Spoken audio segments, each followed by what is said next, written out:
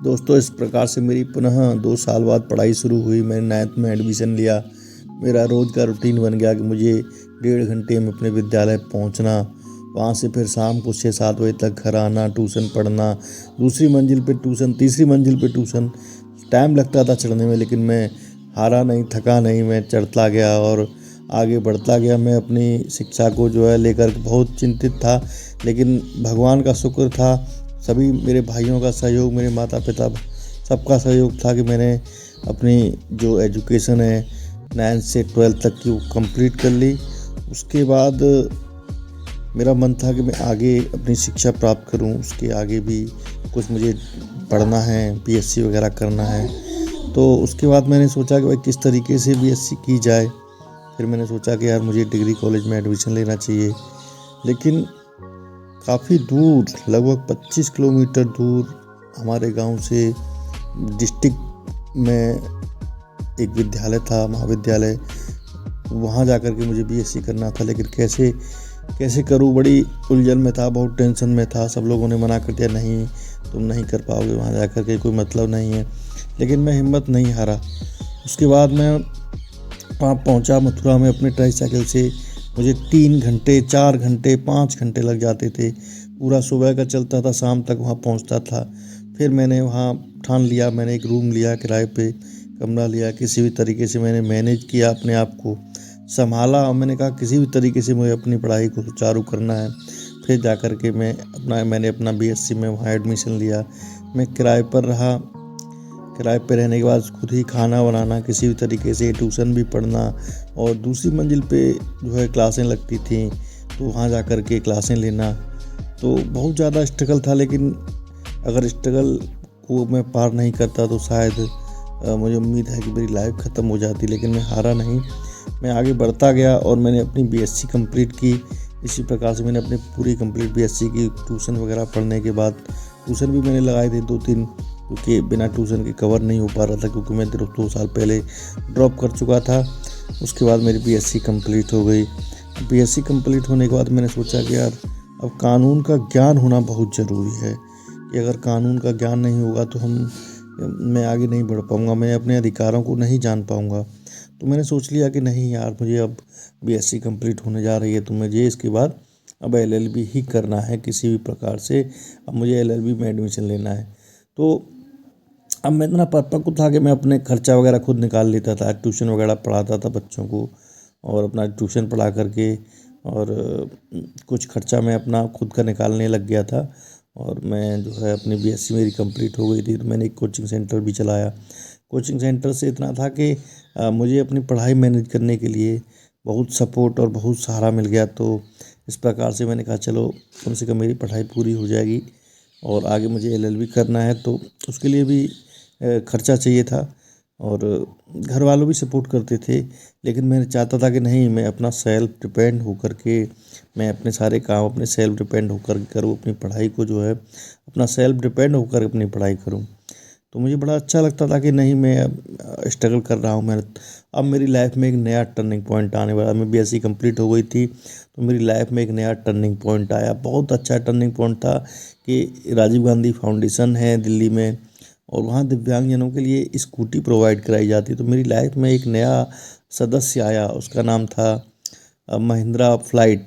Mahindra flight की ये scooty थी, और राजीव गांधी फाउंडेशन की तरफ से मुझे ये मैं कंप्लीट बीएससी मेरी हो चुकी थी, उसके बाद मुझे ये स्कूटी मिली। मैं बड़ा खुश था। मेरी ज़िंदगी में एक नया सवेरा जाग गया था इससे।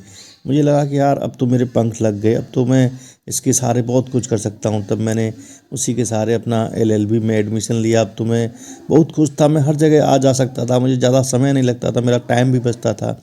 तो मैं अब बड़ा खुश था। तो मैंने उसी समय एलएलबी में अपना एडमिशन लिया, और अपनी महिंद्रा फ्लाइट से मैं काफ़ी सफ़र करता था। आराम से अपने गांव भी आ जाता था। जैसे छुट्टियां होती थी तो मैं अपने घर पे अपने गांव में अपनी स्कूटी से आना जाना, और फिर मेरा थोड़ा जीवन आसान हो गया।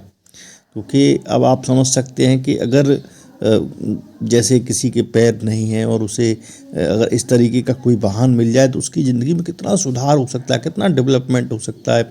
और मैं उस फाउंडेशन का बड़ा तहे दिल से धन्यवाद करूंगा कि उसने इस तरीके के दिव्यांगजनों के लिए सोचा, और फाउंडेशन ने दिव्यांगों के लिए स्कूटर बांटे, तो उसी स्कूटर के सहारे जो है मैं आगे बढ़ा।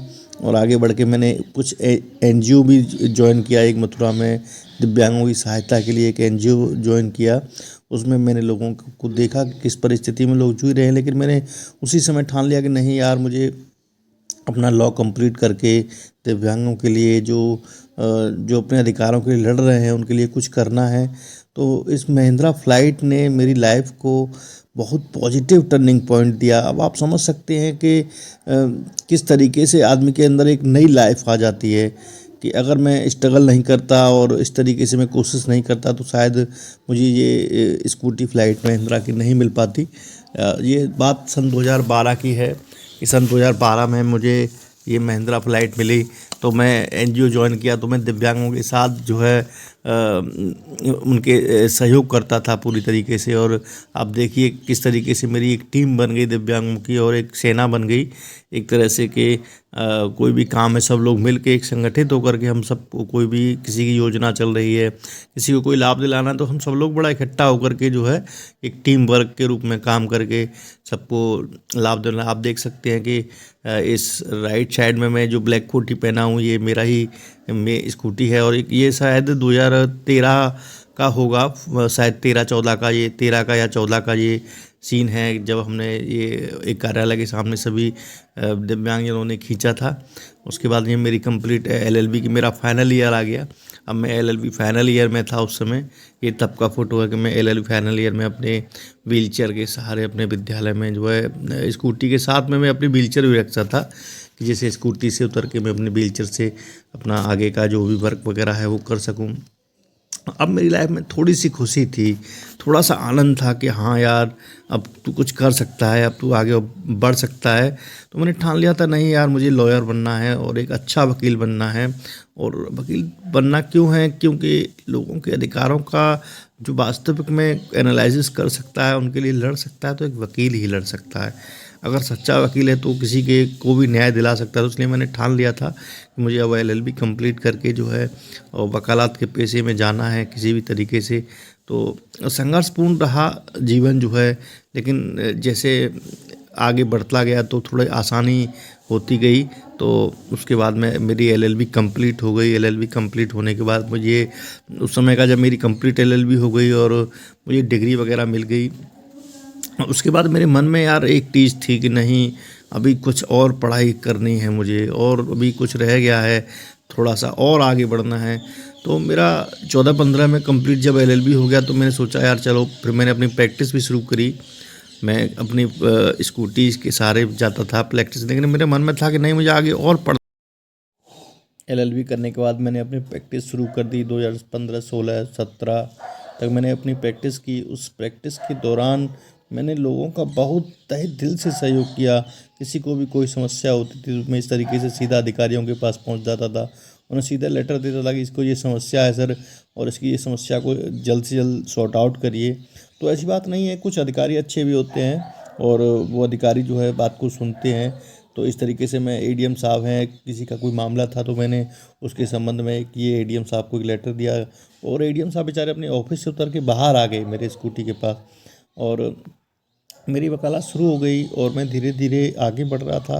लेकिन दिल में एक हमेशा एक वो टीस रहती थी कि यार अभी एजुकेशन और प्राप्त करनी है, क्योंकि एजुकेशन में बहुत बड़ा बल होता है। और इस तरीके से देखिए ये कप्तान साहब थे जो है एसपी साहब थे मथुरा के, तो एक समस्या लेकर मैं उनके पास भी गया। उन्होंने बहुत बड़ी जल्दी समस्या का निस्तारण कर दिया। बहुत तेज़ तर्रार आईपीएस थे ये, जो है मथुरा में एसपी रहे थे उस समय की बात है। और ये कोर्ट में भी देखो अधिकारी जो है विजिट पे आते थे, और एक लोक अदालत लगी थी, तो उस समय का ये फ़ोटो है। तो लोगों को लोक अदालत से बड़ा सस्ता और सुलभ न्याय मिल जाता है। और देखिए किस तरीके से ये यहाँ पे एक मीटिंग चल रही है, तो उसमें भी हमको इनवाइट किया गया था, तो वहाँ पे भी हम गए। तो बड़ा देखिए स्ट्रगल पूर्ण पेशा है जो है वकालत का, लेकिन उसमें एक संतुष्टि मिलती है कि हाँ यार यू आर एडवोकेट। अब मेरी आगे की साथियों, उसके बाद मेरा मन था एलएलएम करने का, तो मैंने एलएलएम के लिए अप्लाई किया लखनऊ में। लखनऊ यूनिवर्सिटी है, ये लखनऊ की यूनिवर्सिटी है, वहाँ डॉक्टर शकुंतला मिश्रा रिहैबिलिटेशनल यूनिवर्सिटी, तो बड़ी अच्छी यूनिवर्सिटी है। यहाँ मैंने एडमिशन लिया और एलएलएम की मेरी जर्नी शुरू हो गई। ये मेरा एंट्रेंस का टाइम था जब मेरी इंटरव्यू वगैरह चल रहा था। तो बड़ा अच्छी यूनिवर्सिटी है, बहुत अच्छी डेकोरेशन और बहुत अच्छा इन्वायरमेंट है। तो वहीं मैं फिर एलएलएम में एडमिशन ले लिया। तो मैं लखनऊ में जो हाई कोर्ट पीठ है वहाँ घूमने गया था, उसका फ़ोटो है ये। उसके बाद मेरी जर्नी जो है एलएलएम की बड़ी इंटरेस्टिंग जर्नी रही, बहुत इंटरेस्टिंग जर्नी। बड़ा उसमें मेरा बहुत अच्छा सबसे अच्छा समय मैं कह सकता हूँ अपनी लाइफ का। देखिए ये हॉस्टल है और हॉस्टल में ये मेस है, हॉस्टल के मेस का फ़ोटो है। और सभी साथी वहाँ मिल कर के खाते थे, खाना पीना वगैरह जो है। और बहुत अच्छा हॉस्टल था, और हॉस्टल का जो मेस था साई काफ़ी अच्छा खाना मिलता था वहाँ पे। और इन्वायरमेंट बहुत अच्छा था वहाँ, सारी स्टाफ फैकल्टी वगैरह सब बहुत पॉजिटिव था।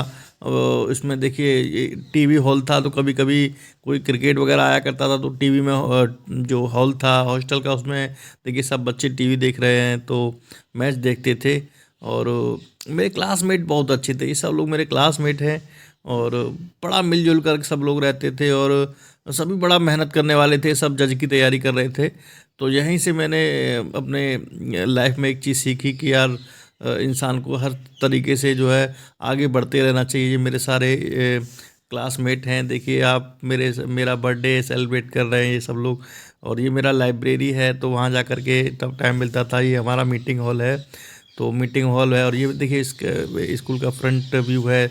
और ये हमारी डीन थी हमारी डिपार्टमेंट की, लॉ की। तो ये और असिस्टेंट प्रोफेसर थे। तो टीचर डे का मामला था, तो टीचर डे पे सब लोग जो है उनको विश कर रहे थे पौधा दे करके।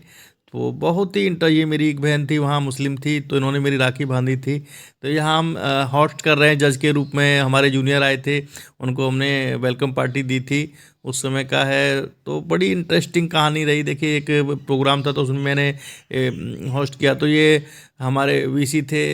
तो मेरा प्रोग्राम वहाँ हर जगह बड़ा एक्टिव था, मैं बहुत पॉजिटिव था। तो मेरी एलएलएम की उसी समय मुझे बेस्ट स्पीच के लिए बेस्ट अवार्ड मिला था, अपने यूनिवर्सिटी का सबसे बेस्ट सेमिनार था। तो उसमें से मैं फर्स्ट प्राइज़ लाया था, वो स्पीच थी। तो एक स्पीच में हमने पार्टिसिपेट किया था, तो मुझे best presenter of the university का अवार्ड मिला था।